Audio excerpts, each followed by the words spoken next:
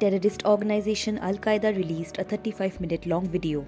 They claim that it is a recording of a narration by its leader Ayman al-Zawahiri, who was reported to have been killed on July 31st, 2022 in a CIA drone strike in Afghanistan's Kabul. The latest recording is undated and the transcript did not specify a time frame for when it could have been made. Ayman al-Zawahiri had been in hiding for years, and the operation to locate and kill him was the result of careful, patient and persistent work by the counter-terrorism and intelligence community. Al-Qaeda has not named a successor, but Saif al-Adel, a mysterious low-key former Egyptian special forces officer who is a high-ranking member of Al-Qaeda, is widely perceived as the top contender. The United States is offering a reward of up to $10 million for information leading to Saif al-Adel's arrest. Egypt-born Ayman al-Zawahiri was the second emir of Al-Qaeda starting from June of 2011. A month after its founder Osama bin Laden was killed by a US Special Operations Unit in Pakistan's Abbottabad.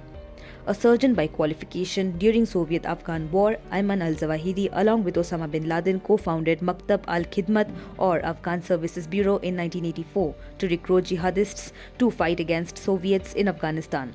In 1988, the al-Zawahiri, as one of the most trusted lieutenants of Osama bin Laden, emerged as Al-Qaeda's founder member.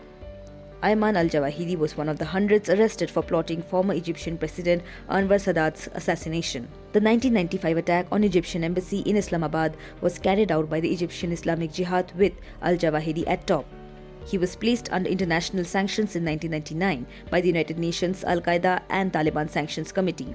In the aftermath of attack on World Trade Center in September 2001, al-Zawahiri appeared on the list of the US Federal Bureau of Investigation's top 22 most wanted terrorists, which was released to the public by US President George W. Bush. Ayman al-Zawahiri is survived by his third wife, Umayma Hassan, and 7 children. Subscribe to One India channel and never miss an update.